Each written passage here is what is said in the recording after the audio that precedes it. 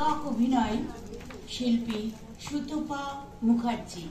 পরবর্তী নিবেদনে রয়েছেন কালের মন্দিরা প্রস্তুত থাকবেন এবং তারপর শিল্পী সোমা ব্যানার্জির সঙ্গীত এবং এশা চ্যাটার্জির সঙ্গীত। ইতিমধ্যে একটি গুরুত্বপূর্ণ কাজ করে নিয়েছেন আনন্দলহরী সংস্থা।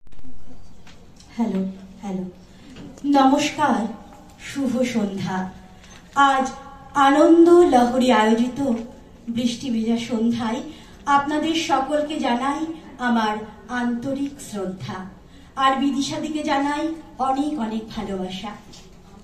আমার নিবেদনে আমি রুকসারের মা, রচনা ও নির্দেশনায় আমার পরম শ্রদ্ধেয় গুরু শ্রী শুভাশিস ঘোষ ঠাকুর।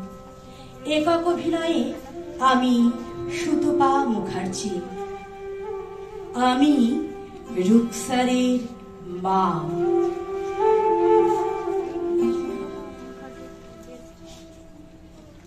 জজের আদেশটা শুনে আমার ঠোঁটের কোণে এক চিলতে বিদ্রুপের হাসি খেলে গেল। জানতাম এমনই হবে। 20 বছরের সশ্রম কারাদণ্ড, আইনকে নিজের হাতে তুলে নেবার শাস্তি। 4 ভাই বোনকে নিয়েছিল গরিবের সংসার। মা 7 বাড়িতে ঠিকই কাজ করত। বাবা ভ্যান চালিয়ে যা 2 পয়সা পেত মদ আর জুয়াতেই উড়িয়ে দিত। ক্লাস 5-এর পর আর লেখাপড়াও করতে পারিনি, তাই পাড়ার বখাটে নেশাখোর লোকটার সাথে বিয়েতে বাধা দিতে পারিনি আমি নিজেও। ভেবেছিলাম হয়তো বউ হয়ে কিছুটা বদলাতে পারবো লোকটাকে, কিন্তু প্রথম কয়েক মাস পার হতেই বুঝেছিলাম সে চেষ্টা বৃথা। কোনো ভালো কথা বললেও অকথ্য অত্যাচারী শুধু জুটেছে কপালে। লাথি মেরে দরজার বাইরে বের করে দিয়েছে কতবার।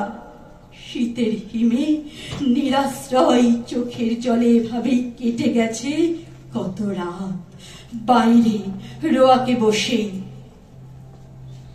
7টা বছর পার হলো, কোনো বাচ্চা না আসায় খারাপ কথা, গালাগাল, এমনকি মারধরও চলেছে বারবার।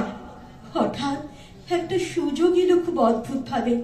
সুজন মিয়ার ছেলে আর বউ একসাথেই মারা গেল একটা অ্যাক্সিডেন্টে।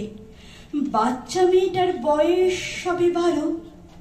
সুজন মিয়া খুব ভালো মানুষ, বলল, মেয়েটারে নিয়ে যা, মানুষ করলে কর, তোদের খালি ঘরটাও ভরে উঠুক, খরচ খরচা যা লাগে না হয় মাসে মাসে আমি দিব। সেই থেকে নিয়ে এলাম রুকসারকে আমার ঘরেতেই নিজের মেয়ে করে।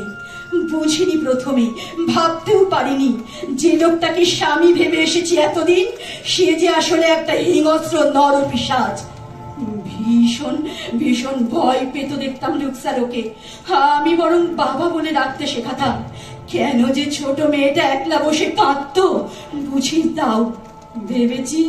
ভেবেছি মা বাবার জন্য মন খারাপ। একদিন কাছে টেনে জানতে চেয়ে যা শুনলাম, আমার চোখের সামনে যেন সারা পৃথিবীটা ঘুরে গেল।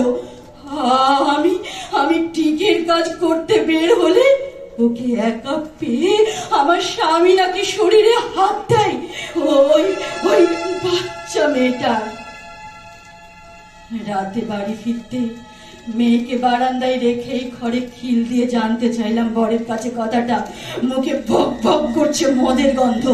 তাচ্ছিল্য করে বলে উঠলো, হয়েছেটা কি?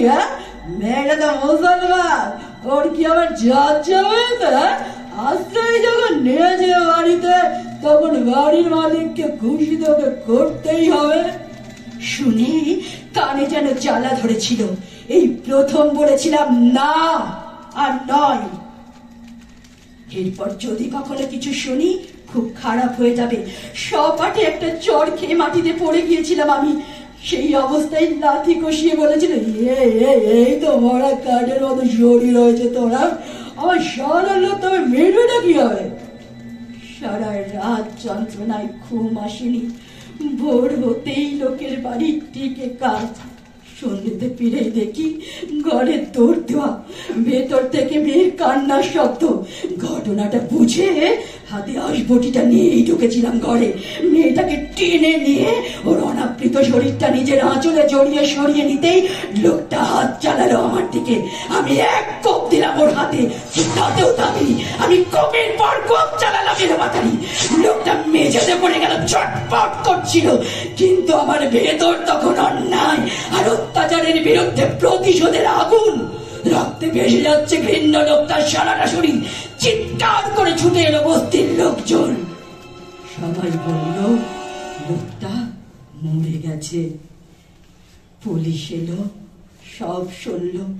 মেয়েটাকে সুজন মিয়ার ঘরে পৌঁছে আমি চললাম থানার লকআপে, তারপর কোর্টে, তারপর আজ এই জজ সাহেবের বিচার। রুকসার এসেছিল সুজন মিয়ার সাথে কোর্টে।